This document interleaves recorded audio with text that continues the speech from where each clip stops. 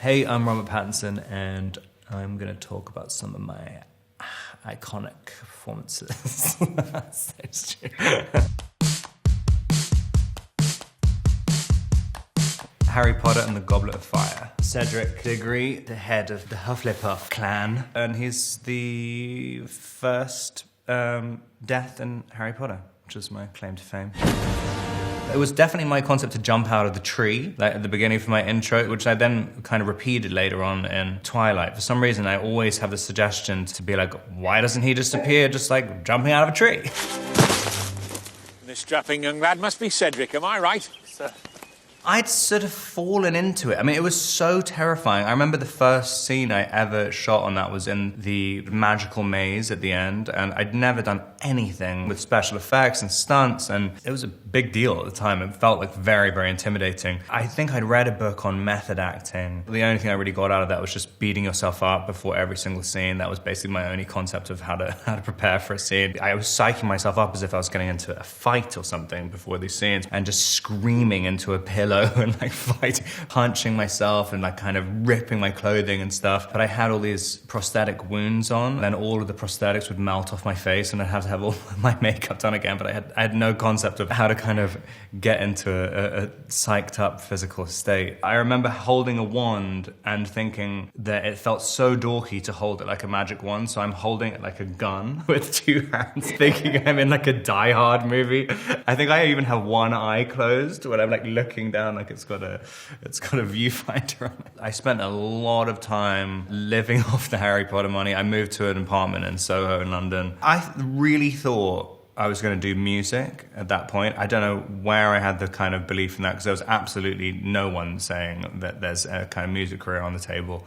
But I was doing a lot of gigs all the time. I was just constantly doing open mics all the time. And then I ran out of money, basically. It was definitely going the wrong direction in terms of a career up until Twilight. I'd started to develop this absolute terror of auditions, which I'm sure a lot of actors have. And I'd kind of could be so enthusiastic about something, and then the day of the audition, just my confidence would just entirely collapse. The same thing happened the morning of the Twilight audition. I used to live on my agent's couch at the time in her apartment, and she sent me the email exchange, which was like, I'm freaking out, I don't want to go to the audition anymore. And then underneath it saying, well, find a Valium in my bathroom. I'd never taken a Valium before. I just remember just feeling so glorious in the back of the taxi with the window open and just being like, wow, this is what I've been missing. And so I think I had this sort of quite spacey, detached kind of thing in the audition, which must have kind of worked for the character. That's Edward Cullen. I do think there's something in that first movie. You can see that people were taking it seriously, and it kind of has a passion to it. Everything about me invites you in. My voice, my face, even my smell. You know, I was 21 and kind of wanted to make it as arty as possible, and so we had this strange tension where the studio was kind of a little bit scared to make things a little bit too emo and stuff, and I thought that was the only way to play it. It just seems so ridiculous talking about it now, because I was literally I spent so much time just infuriated. Like it's definitely something about being 21 as well, because I can't believe like the way I was acting is half the time, like when I think back on it. The scene when Edward introduces Bella to his family the first time, I remember that being the day, because my agent, my manager, came up as a surprise visit, and I was like, oh hey, and just thought everything was fine. And then at lunch they were like, okay, so whatever you're doing right now, you need, after lunch, just do the opposite or you'll be fired by the end of the day. And I was like, okay. And so that was the only thing that got me to sort of smile a little bit. You're like my own personal brand of heroin. I also think that if I tried to play it lighthearted, the way I would do it would end up looking so wrong, that I'd probably end up looking even more like a psychopath. There was this big, tons of people signing this petition to have me not cast, but nothing about my life really changed until the weekend or maybe like a week before the movie came out. So when the signatures came, it just felt such an abstract, like I just didn't really care. And I was very excited about doing the movie. But yeah, then when it came out, it just changed everything so fast. I mean, it was overnight. The Batman, that was no hesitation, yes. Even my agents and stuff just thought like, oh, this is interesting. I mean, I thought you only wanted to play like just total freaks all the time. Like, he is a freak, this is another freak. You look for things that kind of scare you look for things that feel incredibly out of reach. It's such the kind of the jewel in the crown of characters. You know, you really could be doing more for this city. Your family has a history of philanthropy, but as far as I can tell, you're not doing anything. It's just a totally different vibe. I mean, it's sad. It's something which I always thought about Batman. I thought it's really, really sad. It's a tragedy. That's one of the reasons it feels kind of different, because it's like it's year 2, we're not going to do the origin story again. Instead of him getting over his parents dying at the beginning and then just becoming Batman and saving Gotham, now he really hasn't gotten over them at all. And it's kind of, and I'm playing the parents' death constantly throughout the whole time. Riddler's latest. It's all about the Waynes.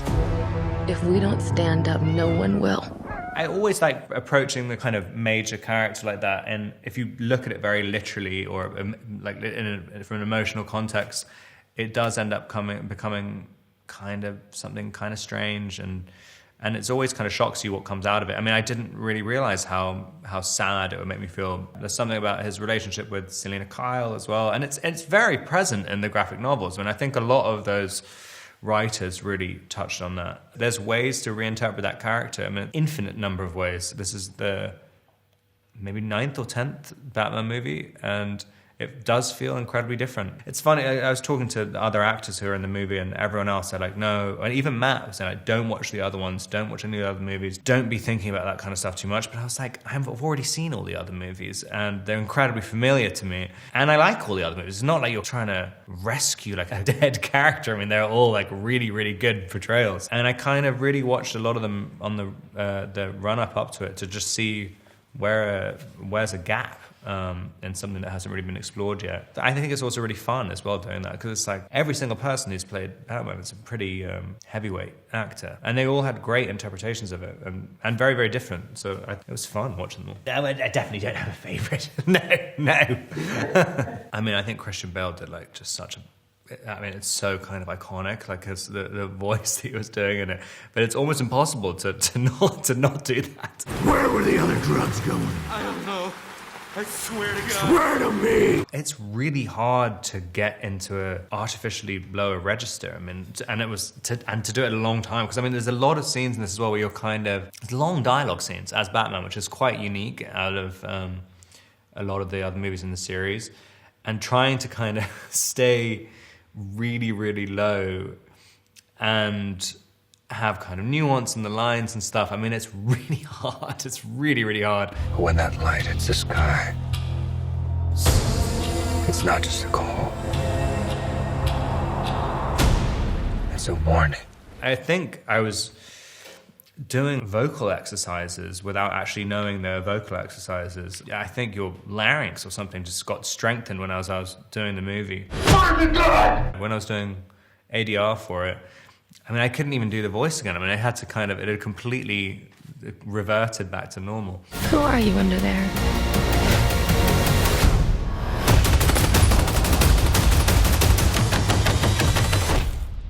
I'm vengeance. There's a kind of understanding, which I think every actor who goes into it, there's some way of playing Batman that just feels right as Batman. And like, if you try and do something too different, it sometimes feels really off. But it's funny, it's like as soon as you put on the suit, it sort of does something to you. You start behaving in this quite particular way. And it might be about the kind of restriction in the movement and stuff, where there's definitely elements of just the kind of practical aspect of it. You want to be able to turn your head.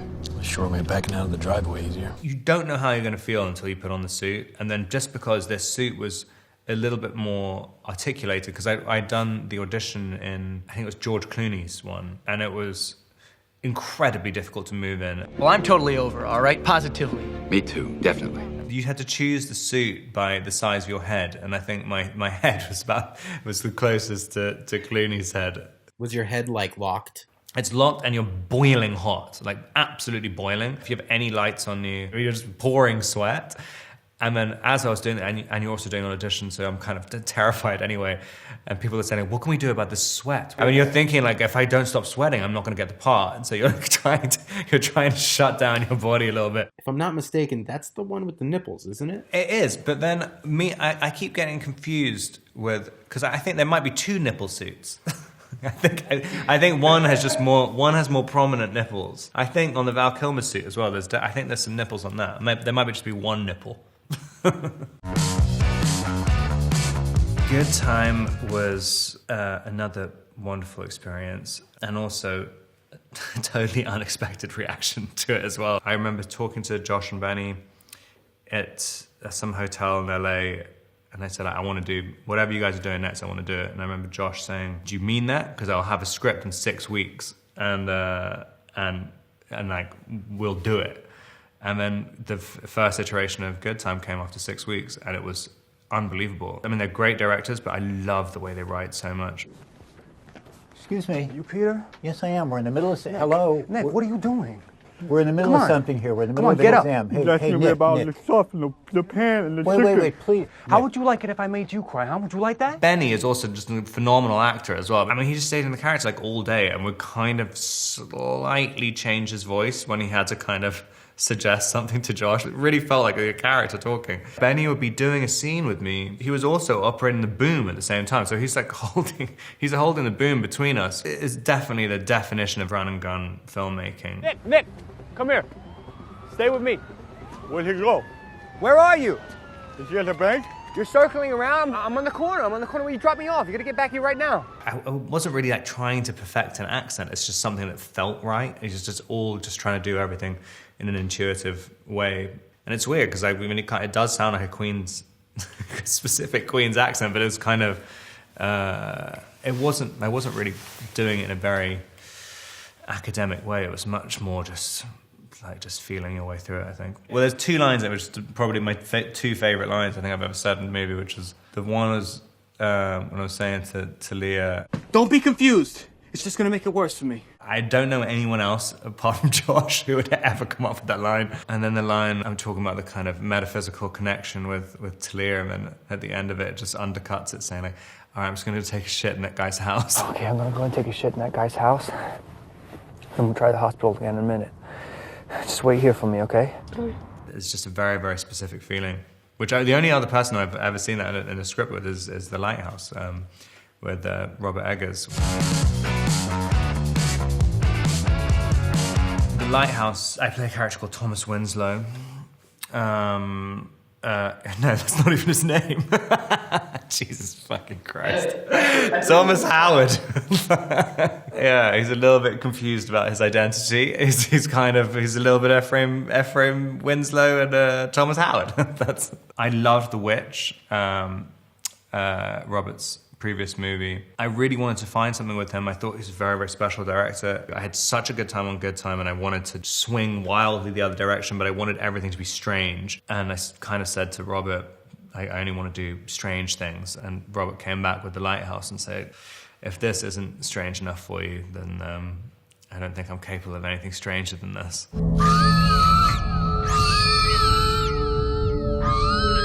Really trying to convince everyone that The Lighthouse was a comedy, and trying to convince, I think it was the HFPA, like, and really try to convince like relatively elderly people, no, it is a comedy. It's 100% a comedy. It should qualify for the musical or comedy section. And everyone had watched this incredibly dark movie and thinking like, I don't know how much of a comedy it is.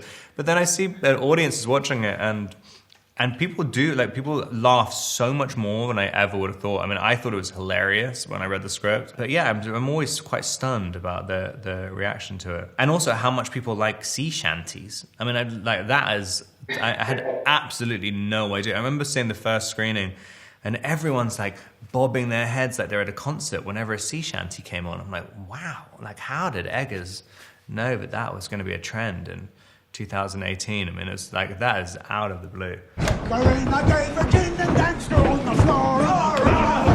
And it's funny because everyone's like, oh, what accent are you doing, blah, blah, blah. I always get these strange, unfounded criticisms about my accents. But there's this area in Maine, which I guess of how the immigration worked there, it was a kind of like Devon or Dorset accents in England, and then mixed with a bit of like certain types of American accents. And then there was like a kind of weird elements of like Liverpudlian and all, I guess all the different sailors that have come there.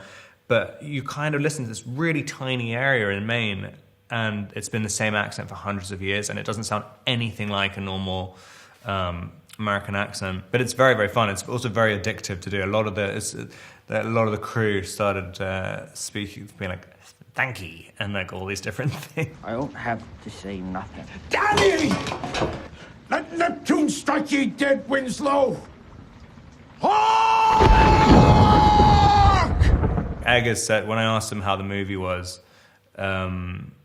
he said like, well, it's basically Willem going "Arr, arr, arr, arr, arr," and you going like "ong ong ong ong ong ong." And I'm like, oh great, sounds great.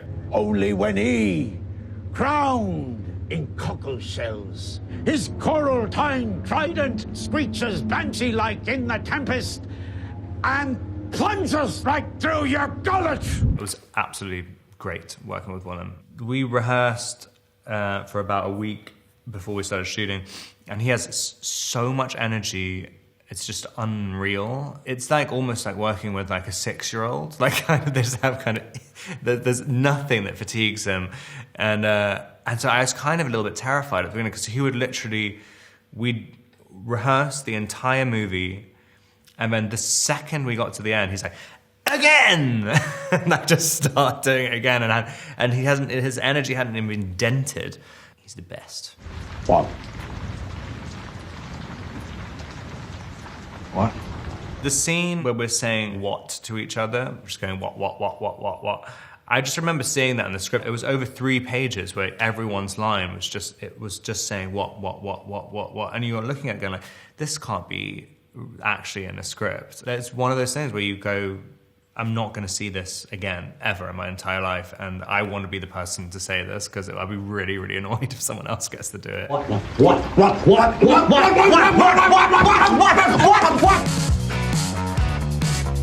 Tenet.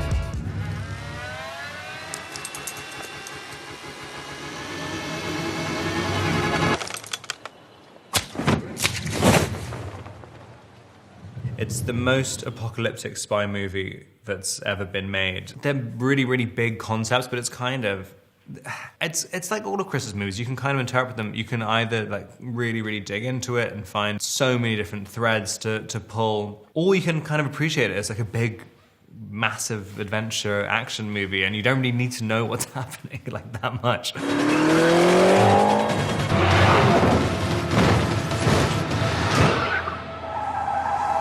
It's so complicated to make the story work. You just thought, it's so insane this is even happening. I mean, we're in Estonia. They'd made a car where they'd switched the engine, rather. There was a driver driving it with the back wheels at the front for him, and me and John David are pretending to drive it backwards, but with about 700 cars all driving in reverse around us.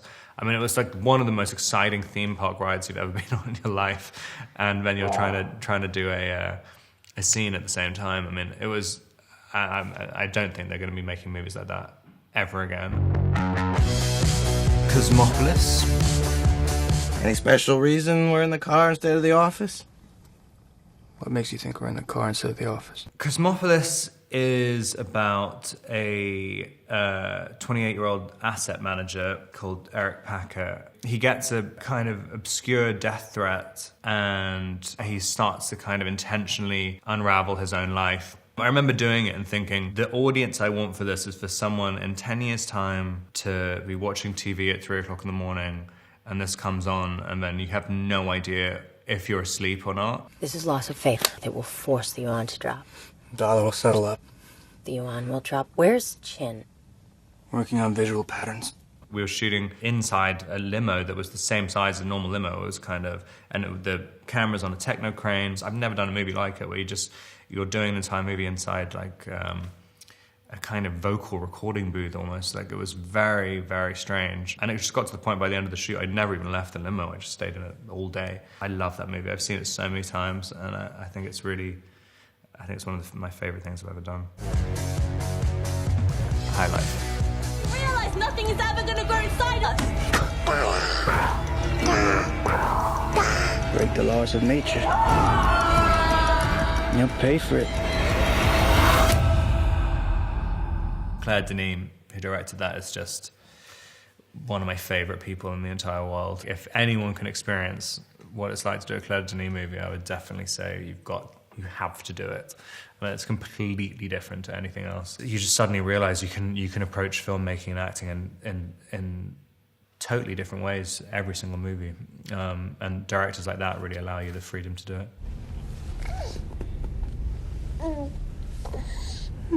It's the first strawberry. So fun. I mean, it was my friend's kid. It's my goddaughter. We'd cast, because they normally cast identical twin babies for that kind of situation. And the night before the shoot started, I went to meet the babies, and the babies wouldn't have anything to do with me at all and would just scream whenever I came anywhere near them. And I tried to kind of bond with them for about 4 hours, and it was just nothing but terror coming out of them. And it was supposed to be this kind of quite sweet relationship they had with my daughter in it. And I got my friend Sam, and I was like, what are you doing for the next 2 weeks? Like, can Scarlett just play my daughter in a movie?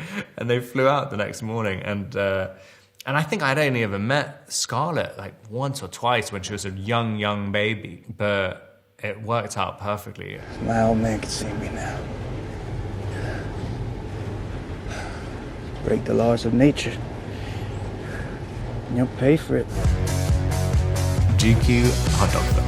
This is my fortress of solitude. Anonymous couch, anonymous room, anonymous hotel.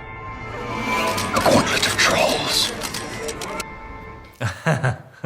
Classic performances. I love that thing. I think it's really funny. I think that was the entire thing from conception to completion was about an hour and a half. Or maybe 2 hours at the max. I remember my manager saying after, you should do a TV series of this. I'm like, of what? There is no TV. So you want me to end my career? But yeah, it was really fun. I know what I should do to promote this movie. Just do a thing about eating a hot dog, and losing your mind. You can call me Rob. I eat hot dogs. The Rover. What you doing with this car? It's my brother's car. Where's your brother? Where is he?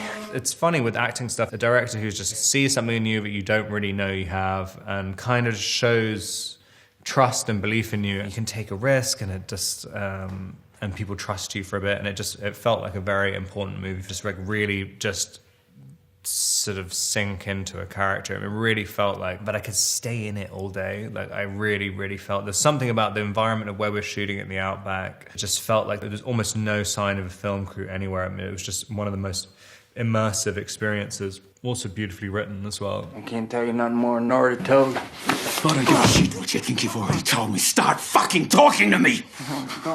The fact that I'm still getting jobs, that just kind of blows my mind, every single day. I don't quite understand. I think I, by accident, sold my soul, but I get so excited about it. There's not even a single element of me which is jaded about it at all. It's the great thing about acting as a job as well, but you always think there is all the insecurity about not having, being unemployed 90% of the time, but it has the potential to completely change your life, every single time. It's very exciting, no matter how small the movie is. I mean, it can be this kind of explosion in your reality.